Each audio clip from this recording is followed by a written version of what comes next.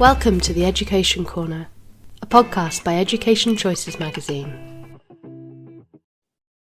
We're thrilled today to welcome to Education Corner podcast Miss Josephine Lane. She is the Deputy Head and Director of Senior School at St Paul's Girls. And recently, St Paul's Girls School have been taking part in a project, ReMAKE, and ReMAKE Educational, which is an outreach project that introduces sixth form pupils to ex-offenders. This gives both sides the opportunity to share experiences, debate ideas, and most importantly, learn. It's a real honour to have you here today, Josephine. To begin with, I was wondering if you would be able to tell us a little more about Project ReMAKE, what Project ReMAKE is, and how you came across it. Can I say thank you very much for having me? It's a pleasure to be here with you. Yeah, Project ReMAKE is very close to our hearts here at St Paul's. It is a project that was founded in this country by a chap called Camille Khan, who himself is a judge, actually a retired judge. And the programme originated in Stanford University, where Camille had spent some time teaching, and he brought the programme back to the UK about 4 years ago. It is a programme which supports ex-offenders. We call them returning citizens, and it enables them to make a positive return into society. It gives them entrepreneurial skills and support and helps them to develop business.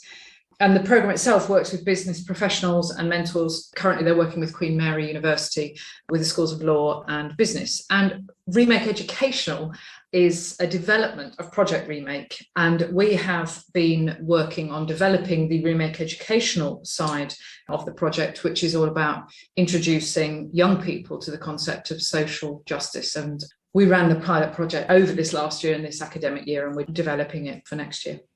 So is it part of the curriculum now? It is part of what we call our St Paul's programme, which is the non-examined curriculum, which takes place on a Friday afternoon, and students take all different sorts of electives. And for us, we've had 32 students going through the ReMAKE programme. Could you tell me a little more about how the students get involved and the sorts of topics the sixth form students discuss with the ex-offenders? So this last year, we've run 2 10-week programmes, so over 20 weeks for 2 separate lots of students, and they volunteer. In fact, we increased the numbers that we took on. Originally, we were going to take on only 24 students, and we increased it to 32, partly because we value the programme so much and partly because we had such interest from the students. And the programme itself follows partly a series of talks from a range of people who've been involved in the justice system or are involved in the justice system. Students have met lawyers, prison mentors, prison visitors, prison reform campaigners. They met the head of all London prisons, a chap called Ian Bickers, who was fantastic. And of course, most importantly, they get to meet and talk with and spend some time with hearing the stories from our returning citizens, who are all graduates of Project ReMAKE, so are all no longer obviously in prison. And the discussions with the returning citizens are based largely around their experiences of life in prison, life before prison, but most significantly, support they needed on leaving prison and the significance of the support and how they got that. What I would say is one thing that I'm sure most people know, but support for formerly incarcerated people is patchy at best. It's a hugely underfunded area. And many of the returning citizens that we worked with at Project ReMAKE really count themselves lucky that they got referred to ReMAKE, because it's for them a hugely supportive community. And we and our students at St Paul's have, if you like, been part of that journey for them. Over 50% of people who are released from prison reoffend within 12 months. It's huge numbers because of the lack of support. And Project ReMAKE, over the last 4 years that it's been running, has seen no reoffending among its graduates. So it is largely men that have been in to talk with our students. We have had one woman, but interestingly, we've found it hard at Project ReMAKE to get women in to talk to us because they have huge other issues as well that they're trying to juggle, which seems to affect them as formerly incarcerated people, family responsibilities, that sort of thing, that they often find themselves coming back to, perhaps in a different way than men. And so giving that time to us has been harder. Yeah. Those are phenomenal statistics as well, the success rate. What common questions do the students ask offenders? We talk to the students for the first time before they meet the returning citizens. They're sort of given an understanding of what and how they should relate to them. I mean, the most important thing is to understand that they're all people like you and I. They've just had different experiences and perhaps not as many chances as perhaps we've been lucky enough to have in our lives. The questions that the students are really interested in are obviously, how could the prison experience have been improved for you? What could have been done differently for you? Sadly, the answer is almost everything, is usually what we hear from the ex-offenders. And, what sort of support did you get in prison? They talk about that, particularly with regard to mental health issues, that sort of thing. Students are interested in finding out about that. But also in preparation for release, the students ask them about what preparation did you give? What support were you given to help you to make that transition back into wider society? And I mean, the ReMAKE graduates will tell us, the real support is not hugely there. There's courses in prison, reading, writing, etc., but for many of them, they talk about how it feels a bit like a tick box exercise. One of the most significant things the students want to know is, what would be the single most important thing? What were the most important things for you on release? And home and family, of course, is the main thing, but massively significantly for the returning citizens is a job. And that's part of what Project ReMAKE offers. It helps to support them with entrepreneurial skills and ways into purposeful work for a decent wage. Our students have come to an understanding and to be seen as a productive member of society. The Project ReMAKE graduates, they need to feel that they have a sense of purpose and identity that is supported and that helps their transition back into society. And I imagine builds their self-esteem. Absolutely, yeah. It's important we treat prisoners, obviously, as normal people. Do you feel that the ex-prisoners need to be given more of a voice in education? Absolutely. I mean, I think all of us who've gone through ReMAKE Educational would feel that prisoners need to be given a greater voice, full stop.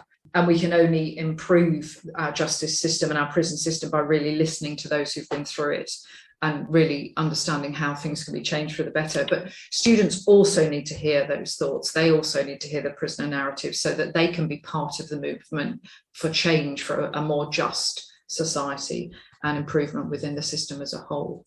What do you hope for students to take from the discussions? And do you feel that their perspectives already in the work you've done this year have changed? And has it encouraged them to perceive the judicial system differently? Yes, without a shadow of a doubt, it absolutely has changed their perceptions. It was humbling for our students. It was hugely eye-opening for them, and it was exciting and inspiring for them as well to be part of what they saw as being part of a movement for change, for social justice. I mean, we asked all our students for feedback and it was unfailingly positive. I mean, it went on all the way through, but at the end of it, we asked them all for some sort of written feedback. And one of the students actually wrote that it had literally changed her life in terms of her ideas about her life course, what she wanted to do with her life and what she felt was important. All of them said it had given them far greater and wider understanding of what prisoners faced, our prison system, of course, and how they wanted to be part of just the narrative of change. In fact, we've got one student who recently applied for a travel award to go to Norway and look at the Norwegian prison system because it functions so much better than ours does.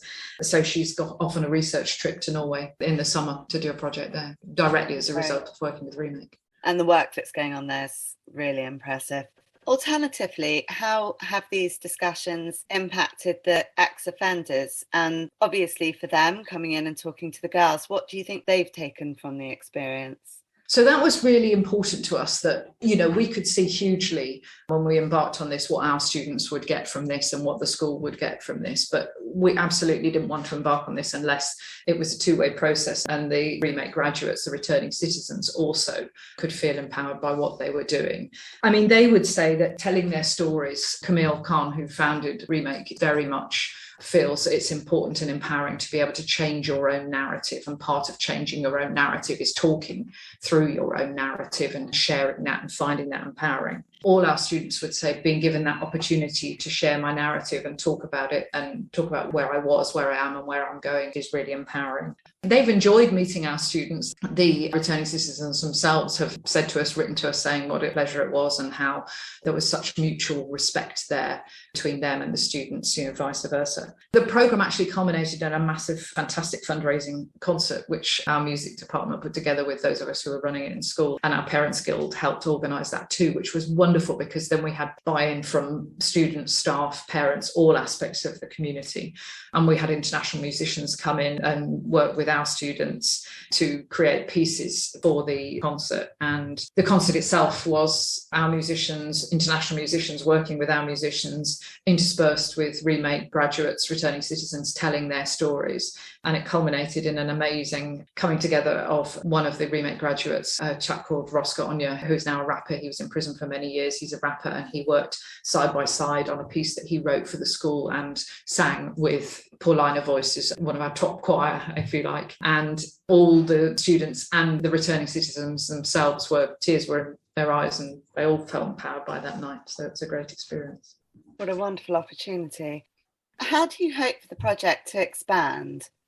Well, we are currently sort of refining it to make it scalable in the sense of rolloutable to other schools. What we're working on now is we're in a West London partnership with a number of schools, and we're talking to some of our partner state schools at the moment and seeing whether or not it's something that we can run with them. ReMAKE Education as a sort of, we run it from here, but we run it with them and they take part in it. Ultimately, what we would love to do is to roll it out to more and more schools. So perhaps independent schools bear the cost. It's a charity. We have to cover expenses, and the charity has to make sure they're not going to lose out from it. So for us, if we can support other independent schools or encourage other independent schools to perhaps take on the project and support their partner schools with rolling it out wider, that's our longer term hope over the next few years, which would be fantastic. Very exciting. What do you think could be done in the UK to further improve the lives of those who have been previously incarcerated? It's a huge and important question. I think while people are in prison, they need absolute support to prepare for their release, mental health support for while they're in to prepare them for when they come out, access to proper training and jobs when they come out. But actually, we need to address the causes of crime as well. That's a huge, huge part of it. It's a massive question, but it's one that we at Project ReMAKE and at ReMAKE Educational, we don't shy away from.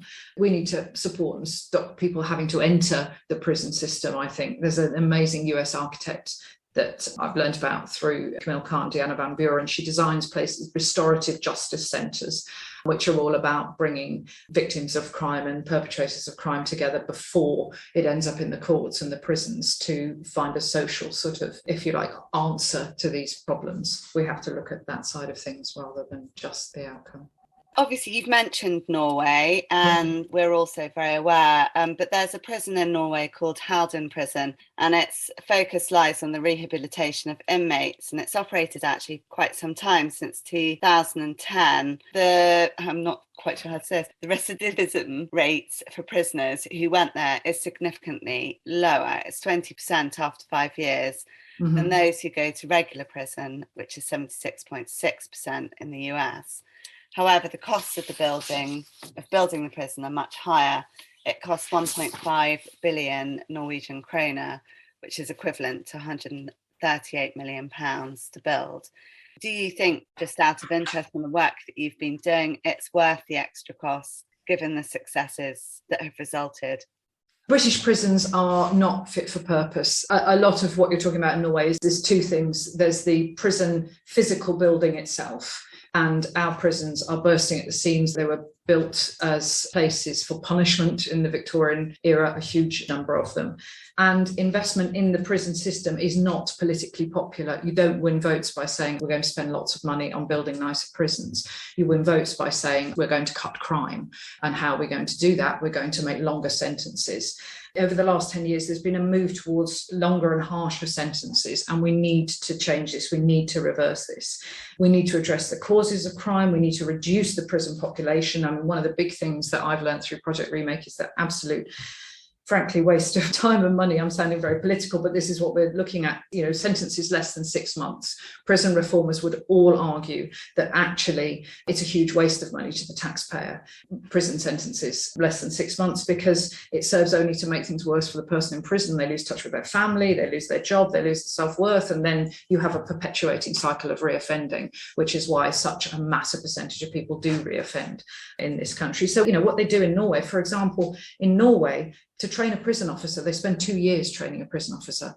In this country, basic training for a prison officer is 8 weeks. That's a major difference there. So they invest in not just the building itself, they invest in the people who work in the building and how they relate to those who are incarcerated to enable them to transition back into society in an effective way. So we need to invest in young people. We need to invest in community work so that it enables the change before they end up in prison. But one of the things that ReMAKE has taught us, as a school, is that once they enter prison, that the punishment should be the sentence. And then people enter prison and then they start on the rehabilitation. Ian Bickers, who runs all of the London prisons, is a big proponent of that the punishment is not how long you've got in prison. The punishment is that you have been sentenced and you have lost your liberty. And then once you enter prison, it's all about rehabilitation and moving out into becoming members of society who can give back to society. There's only one single prison in this country. It's called Grendon Prison. It's the only prison where they run group therapy. It's democratic therapeutic community. And some of the Project ReMAKE graduates that we worked with who came into school and talked with our students, some of them had been to Grendon, and they said it was the only place, and they had been in multiple prisons, and they told our students it was the only place where they were really helped to support and develop positive relationships. They took part in group meetings, they took an active role within what they were doing, and this improved their psychological well-being, and when they came out it drastically reduced their likelihood of reoffending, and of course they haven't reoffended. There's only one in this country. So we need to change people's perception of actually what spending money on the prison system means, I would argue. It would be very interesting to hear how your student is going off to Norway, because their whole prison system is so much more successful than ours. I think we've got a lot to learn. Yeah, absolutely.